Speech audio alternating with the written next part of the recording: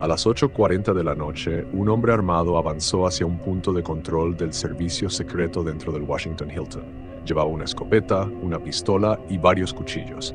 Había reservado una habitación en el mismo hotel, donde a pocos metros el presidente de Estados Unidos cenaba rodeado de periodistas, ministros y agentes federales. No estaba afuera. No estaba intentando entrar. Ya estaba adentro. Ese detalle cambió por completo la naturaleza de la amenaza, no porque Donald Trump volviera a convertirse en objetivo. Para entonces, eso ya no era una novedad, sino porque por tercera vez en menos de 2 años, alguien había logrado acercarse lo suficiente. Y cuando eso ocurre, la pregunta deja de ser ¿quién quiere matar al presidente? La pregunta pasa a ser otra, mucho más incómoda. ¿Cómo siguen llegando tan cerca?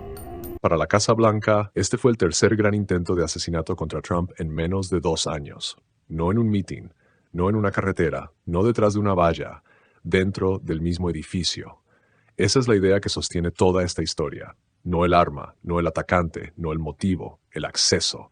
Porque lo que conecta esta secuencia no es el perfil de quienes intentaron acercarse a Trump, sino el hecho de que en 3 escenarios distintos todos lograron reducir la distancia. Un mitin en campaña, una residencia privada, un hotel blindado, 3 contextos diferentes, 3 niveles distintos de seguridad, y sin embargo, el mismo resultado. Alguien llegó demasiado cerca. Estados Unidos conoce la violencia política. La conoce desde Dallas, desde el disparo que mató a John F. Kennedy en 1963. La conoce desde Memphis, donde asesinaron a Martin Luther King Jr. La conoce desde Washington, donde Ronald Reagan sobrevivió a un intento de asesinato en 1981. Y también la conoce en su versión contemporánea, el ataque contra congresistas republicanos en 2017, el complot para secuestrar a la gobernadora Gretchen Whitmer, el asalto al Capitolio y la agresión contra Paul Pelosi.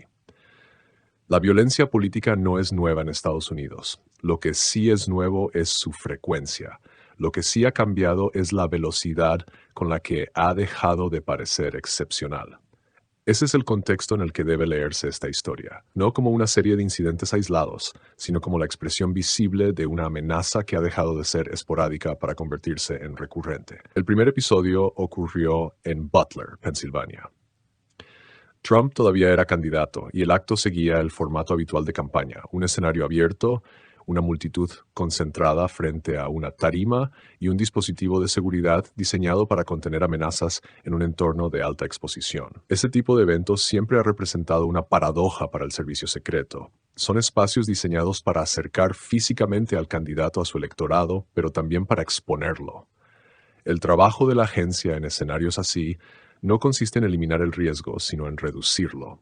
Controlar accesos, filtrar asistentes, cerrar elevaciones, vigilar líneas de visión, detectar lo improbable antes de que se convierta en amenaza. Entonces sonó el disparo. La bala rozó la oreja de Trump.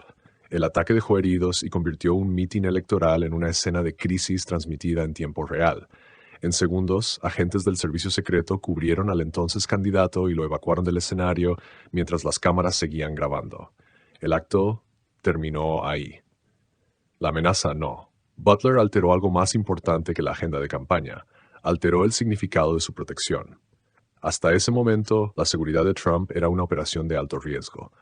Después de Butler, pasó a ser una operación de amenaza persistente. Y esa diferencia es decisiva. Una amenaza de alto riesgo exige protección reforzada. Una amenaza persistente obliga a asumir que no se trató de un episodio, obliga a asumir que volverán a intentarlo. El segundo episodio ocurrió en Mar-a-Lago y cambió una premisa distinta.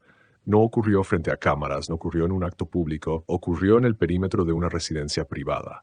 Y eso modificó por completo la lectura del riesgo. Mar-a-Lago no funciona como una casa en el sentido convencional. Funciona como una zona protegida. Control de accesos, vigilancia permanente, seguridad privada, coordinación con agencias y múltiples capas de contención diseñadas para detener amenazas antes de que crucen el límite. Por eso, cuando un hombre armado logró penetrar el perímetro y activar una respuesta de emergencia, el dato más inquietante no fue solamente el perfil del intruso, fue el acceso. Butler podía explicarse como exposición. Un candidato en campaña está expuesto por definición. Mar-a-Lago no. Mar-a-Lago no representa exposición, representa contención. Y por eso ese episodio cambió la conversación de manera más profunda. Después de Butler, la pregunta era cómo proteger mejor a Trump cuando salía. Después de Mar-a-Lago, la pregunta cambió. ¿Qué tan seguro estaba incluso cuando no salía? Y esa es una pregunta mucho más difícil de responder, porque ya no apunta al atacante, apunta al sistema. El tercer episodio fue el más delicado y al mismo tiempo el más difícil de justificar institucionalmente.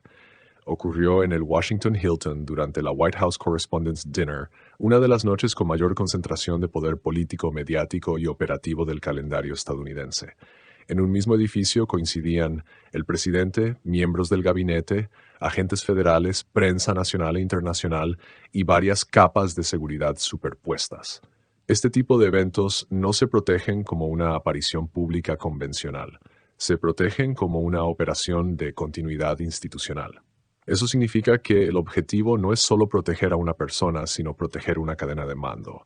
En teoría, es uno de los entornos más controlados del país y, sin embargo, de acuerdo con documentos judiciales y reportes de Reuters y The Washington Post, Cole Thomas Allen, de 31 años, reservó una habitación en el mismo hotel. Entró como huésped, se alojó en el edificio. Y alrededor de las 8:40 de la noche avanzó armado hacia un punto de control del servicio secreto. Ese detalle es lo que vuelve este episodio distinto. No estaba tratando de entrar, ya había entrado. Llevaba una escopeta, una pistola y cuchillos. Según la acusación federal, disparó contra agentes en el checkpoint. Un miembro del servicio secreto recibió un impacto en el pecho y sobrevivió gracias al chaleco balístico. Trump fue evacuado. Los protocolos se activaron en segundos, invitados se refugiaron, agentes cerraron accesos internos, el atacante fue reducido antes de llegar al salón principal. El ataque no llegó al presidente, pero sí alcanzó algo más sensible, la percepción de control. Porque la seguridad presidencial no depende únicamente de blindaje físico, también depende de una idea. La idea de que ciertos perímetros, por definición, no fallan. Y esa noche esa idea se quebró. No porque el atacante llegara hasta Trump, sino porque demostró que podía acercarse más de lo que el sistema estaba dispuesto a admitir.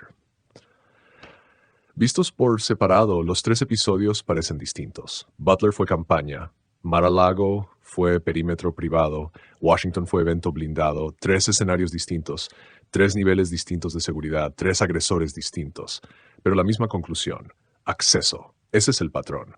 Butler expuso la vulnerabilidad del espacio abierto. Mar-a-Lago expuso la fragilidad del entorno privado. Washington expuso la vulnerabilidad del entorno supuestamente blindado. No fueron tres repeticiones idénticas, fueron tres versiones del mismo problema. Y ahí es donde la historia deja de tratar únicamente sobre Donald Trump, porque el problema no es solo Trump. Trump es el objetivo visible. El problema real es qué revela esta secuencia sobre Estados Unidos, qué revela sobre la capacidad de radicalización, qué revela sobre el deterioro del lenguaje político, qué revela sobre la velocidad con la que una democracia puede acostumbrarse a la idea de que la violencia ya no es una anomalía, sino una posibilidad recurrente. Después del tercer episodio, la discusión en Washington dejó de centrarse únicamente en el presidente. La conversación se desplazó hacia algo más amplio: seguridad presidencial, radicalización doméstica y violencia política como riesgo persistente. Analistas y funcionarios consultados por medios estadounidenses coincidieron en una preocupación central. La repetición de estos episodios no solo expone fallas de seguridad, expone un deterioro político más profundo. El servicio secreto puede reforzar accesos, puede endurecer filtros, puede rediseñar protocolos, puede blindar rutas y endurecer perímetros. Lo que no puede hacer es corregir el clima que produce este tipo de amenazas. No puede desradicalizar un país. No puede enfriar una cultura política que ha convertido al adversario en enemigo. No puede contener con barreras físicas un lenguaje público cada vez más dispuesto a justificar lo impensable. Ese es el límite. Y también el verdadero problema, porque esta historia no trata únicamente sobre seguridad. Trata sobre deterioro, sobre lo que ocurre cuando la hostilidad deja de ser retórica y empieza a buscar forma, sobre lo que ocurre cuando un país deja de preguntarse si algo puede pasar y empieza a preguntarse cuándo volverá a pasar. Butler dejó una advertencia. Mar-a-Lago dejó una alarma. Washington dejó algo peor, la sensación de que la próxima vez no tendrá que empezar desde afuera. Y quizá esa sea la parte más difícil de ignorar. No que tres hombres distintos hayan intentado acercarse al mismo objetivo, sino que cada vez necesitaron menos distancia.